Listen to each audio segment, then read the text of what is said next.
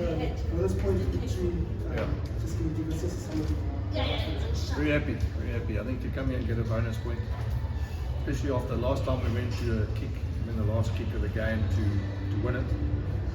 Obviously when Hendricks missed that kick. So to go and turn that around 3 weeks later and get 4 tries and a bonus point and a win is, obviously not many teams have come here and done that, so obviously very happy with that. A lot of early changes in the second half. Are you happy with the impact that they did? Very happy with them. Yeah, we obviously, we're getting to the point where we have a guy like Wilson and Aka van der Merwe, 2 Springboks on your bench. That's quite a nice, again, it just reiterates everything I've been saying. You need that kind of caliber of play in your squad if you want to play at the highest level. So, and you saw what they did. Both of them came on, played really well, took charge. Aka was fantastic in that second half when he came on. So, yeah, it's very happy with the way the game ended. Wasn't happy with the first half. We were a little bit flat. We were in a change room. It's quite bizarre. We were in a change room and the air cons don't work at Ellis Park. So I think we're probably a little bit flat because we sat in the change room there. We thought we wouldn't go out because it's hot on the field, and only found out that air con's not working in our change room. So we were hotter in there than we were on the field. That's why we decided to stay out at half time. It was better out there than it was in our change room. Heard from the Lions guys, it's load shedding. So. Coach, like you said, it was a bit flat in the first half from both sides. A fractured game, not too much flow. Is that how you would have rather preferred to see how the Lions are dangerous against the Bulls and broken play and Loftus in recent games? Not really. I mean, you guys writing that up. They don't play any rugby in their half. They're not dangerous. I mean, they didn't put us under pressure once in multi-phase attack this week and the last time. And it was obviously Mohamba's sidestep in the first game, and second one we dropped, third try we dropped over our try line behind our in-goal area. Today it was a chip kick and a bounce. It wasn't like we were under the pump 5, 6, 7, 8 phases. So I don't really agree with the fact that we, like you said, they run from everywhere and all that. They probably play the least amount of rugby than of all the teams we play against. And then in terms of there's a first half change with Major coming in very early. Well, Elric got a bit of a bang on his AC, and again we've got big weeks coming up, and we're just fortunate we had 2 loose forwards on the bench. So to bring Mapilo on quickly didn't change much, because as I said, if you have 2 loose forwards, there's no use keeping one guy on, at the expense of getting even more injured. So the call was quite simply, as soon as he said he felt a little bit sore, we just we backed Mapilo, and he's played well again. What's the big difference between 3 weeks ago and today? I just suppose we had a little bit more attitude today. I think we had a little bit more attitude about, and we probably got a bit of a fright last time we played them at Loftus, and we made mistakes. We made mistakes. I mean, I'm not taking any away from the way they played, but as I go back to Muhammad we're missing him on the halfway line. They go and score. The next one, David Creel drops the ball on the try line. I think the third try. I think how that third try came about in that first game. Anyone help me? Third try they scored against us. Also, it was also a mistake. It was also a lapse in concentration. Oh, it was the overthrow when Marius Lowe ran through and scored from that line out. So, again, not put under pressure, multi-phase, not put under pressure. I mean, basically an overthrow try, drop it behind the in-goal area, and let Mohamba step on the halfway line to go and score. So I suppose the difference is we're just a little bit more aware of that today and took that away from them. Made sure that they, the very first time Marius Lowe carried, he knocked the ball on running into that midfield. Whereas a week ago, I mean, the last time we played, he made yards, carried, got quick ball going forward, and it was obviously a lot more difficult to mark in that game. Despite it was quite a scrappy game, quite a few handling areas, tough conditions out there. But do you think that you guys made a good step up and you're actually happy with the way forward now? Not really. I mean, I'm happy we got 4 tries, and I'm happy that moments we looked really good. But I mean, it was sloppy. And at 5-3, it wasn't really a spectacle of how you sell the game. In fact, I saw Alpan Ollis at halftime as walking down. He said, "Gee, hasn't really taken off this game," and he's right. I mean, you look at the way the game started, penalty in the first 10 seconds for cutting a guy off, then we lost the line out, knocked it on, then, they got no rhythm to the game, then they got the ball, knocked it on, we got the ball, they knocked it on, we knocked it on. So I don't know if the ball was slippery, I don't know if it was the weather like that, or whether whether or not we, as I said, we're tired from sitting into a change room that's got no aircon. Now the bonus point, it's pushed you guys temporarily top of the log. Yes. Is ahead of obviously Leinster, Benetton playing now. Is that something to read a bit into? Do you think that's something you can use to motivate the guys and be like, look, we're here. Yeah. We're at the top, we just off. Yeah, look, you use whatever you can to motivate your team, you know. I think the one thing we always talk about is, if we use the golf analogy, we play on a Friday to make the cut. It's incredible pressure because you've got families to feed, etc. The golf pro feels pressure like that. The real great pro golfers are the ones who walk down the 18th on the final day and can win the tournament. That's the pressure you want. So when we look at the log and we top and we've got our destiny in our own hands, and it's pressure because people that want us to, you know, do well, or people want us not to do well because other teams are trying to catch us. And that's a completely different pressure that we enjoy. I enjoy the fact that we're on top, and I enjoy the fact that we're dominating, and I enjoy the fact that when we don't play well, we score 4 tries. There's a lot of things that you can be positive about. So yeah, I mean, I hope I'm answering your question. It is something we do talk about, because the other pressure is not pressure you want. Relegation pressure and fighting for your life, and you know, that's no team wants that pressure. And obviously, you guys have built up some good momentum. You got your sort of bogey team next at Loftus. Yeah. It's not my bogey team. I mean, I must put on record, I read a great article the other day. I don't think the Sharks have beaten the Stormers since 2015. And yet all we write about is how many times the Bulls have lost to the Stormers. So it's definitely not a bogey team, you know.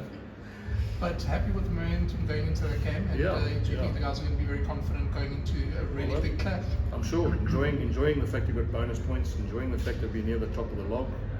Got a couple of senior players coming back as well. You know, a guy like Will Carlo, as soon as he's back, changes the dynamic of our scrum as well. And I thought today we scrum really well. I mean, we put them under the pump at scrum time. So to answer your question, we also learned a little bit of what they did against us the last time, and you saw today the scrums were completely different. You know, so there's definitely learnings that you take. One of the things that I think is nice is when you play a team back to back. So in the European Cup, when I used to coach long ago, you used to play the same team on 2 consecutive weekends, and it changes your coaching, because whatever you think is going to work, you have to bring up something else. Whatever did work, you've got to try and make sure they don't expect it anymore. So the thing I'm really chuffed about is that we played them 2 consecutive weekends, and I think what today's score was, what was it, 25. So that's 55 points we've scored against them in 2 weeks. You know, that's not a bad return, scoring 55 points against the Lions in two weekends. Coach, my question is a follow-up to that basically. You've also got this weird fixture list where it goes up and down. So Yes. how do you keep that momentum going? You know, how do you you want to obviously be playing week in and week out, especially now that you're generating. Yeah, I think, Morgan, the one thing you got to do is change your squad. Like again today, and it's not, I mean, Quisson on the bench, Marcel on the bench, you know, Akker on the bench, there are 3 Springboks on the bench. Maybe a year ago I would have said, listen, put all the Springboks on, let's, you know, hedge our bets and hope we put the best guys on the field for the longest period of time. Whereas I think you find now that when you play in so many comps in different competitions in different places, one in -2, one in 35 degrees at 3 o'clock kickoff, you've got to I suppose be a little bit more I suppose open to the fact that there's you need to change the energy of the group. And I think that's one of the things we took what we've done well this year, is that a guy like Francois Kloppers came on today. It's the first time he's played for us. You know, we've tried Kutum Chunu, we've tried Wilco, we've had Morne Smith. Now today we had Francois Kloppers. It just brings a different energy to the group, and he did well. I mean, he scrummed well. So what that does is creates competition. No one knows who's going to be playing against the Stormers now. You know, I'm sure you guys didn't think that we'd put Quisson on the bench and Marcel on the bench for this week, and that also sends the right message to the other players, because you're saying, look, you know, I trust you enough to play, and that's something we probably haven't been good at in the last couple of seasons. Okay, let's just check 2 questions online. Anami? Anami? Is that mute on? Anami, can you? Hi, Jake. Yes. Signal is a bit bad. Congratulations. Thank you. Your replacements, I mean, the Springboks, but they really brought the energy today. It's, I think they went on at the right time. Your team needed them. Yeah, exactly that, Enemy. Sometimes, you know, I suppose I've been doing this for so long, you get a gut feeling, you know, when is the right time. And that's one thing that I think, if I ever had to teach coaches, is you can't pre-plan that. You've got to have a feel for, and there's a difference between the science of coaching and the art of coaching. And one thing I've learned is you can't tell a player when there's 20 minutes, left, you're going to go on, because that might be exactly the wrong time to put someone on. I've seen that many times. So very happy. The coaches were all on par. Bounce it off the forwards coaches. I'll bounce it off. Even at half time, what should we do? Who should we change? Remember, we've got a 6-2 bench. We've lost Ulrich early on. So yeah, thank you that you say that, because you sometimes get it right, sometimes you get it wrong. And that definitely worked in our favour by having the bench we did and the timing of how much game time they got. That also helps me for the next game, because we have 2 weeks off.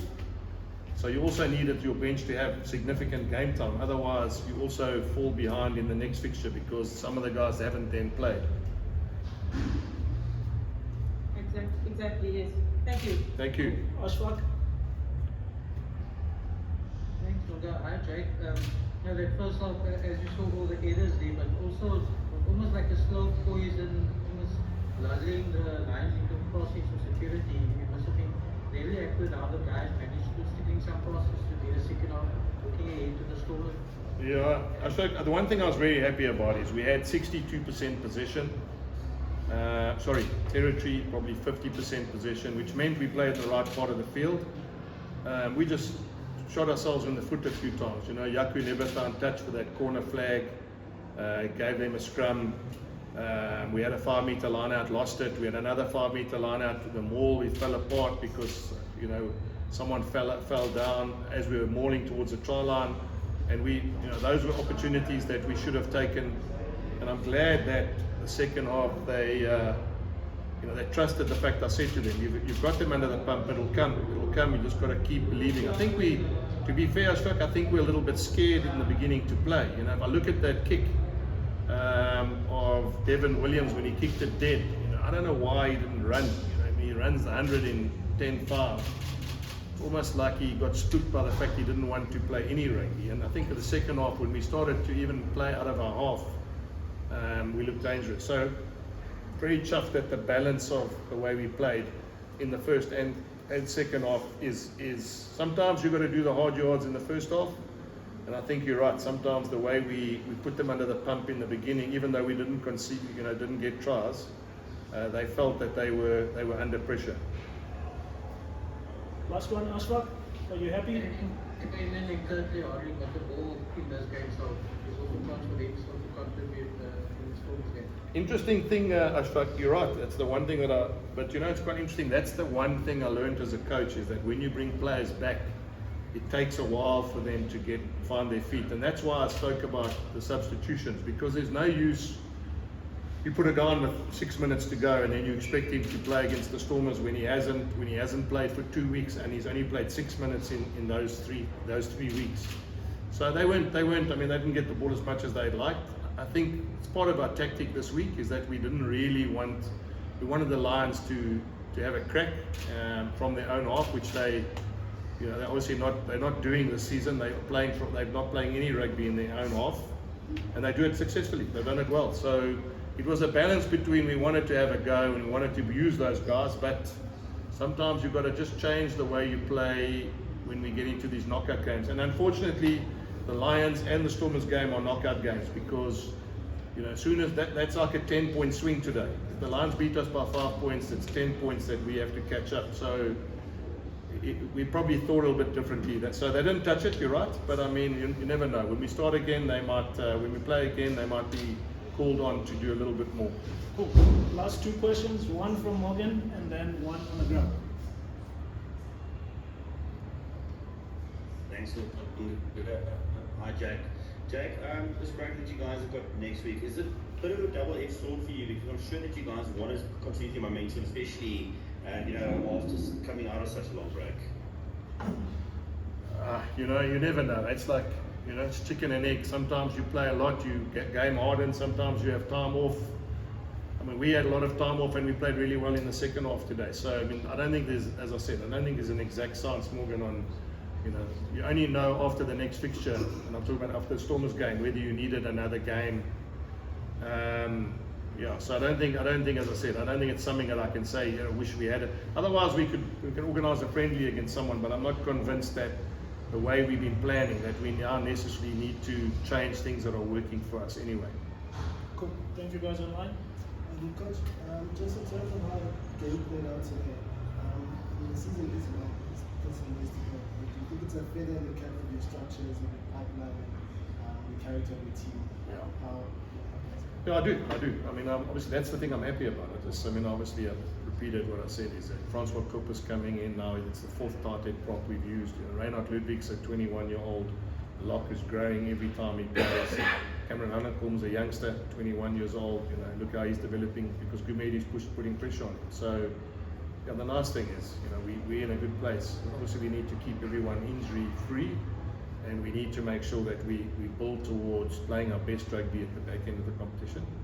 But there's no reason why we can't be happy about where we are now. A lot of positive boxes that we can tick now. Of course. Sorry, I stand to be corrected, but I was trying to think back to the last game. Was it Ambrose man of the match for both? Yes. Did Ambrose man of the match today again? Yeah, he was man of the match on there. You must be very happy with his form at the moment. Played a couple of blinding games there. Well, I mean, he's played really well. He's Springbok. I mean, he is a Springbok. And what can I say? I mean, I'm hoping that he works. Not every person that leaves the Bulls becomes a Springbok. Sometimes we keep guys back and they also become Springboks. So I'm hoping that he'll play well enough and he'll get a crack at being brought into the national setup again. I know he's rated highly, and I know in the way he's playing now, I'm sure a lot of people are going to see that he adds value. So yeah, let's hope that in the year he carries on playing and he gets some opportunities. Cool. Thank you, guys. Thanks, guys. Thank you.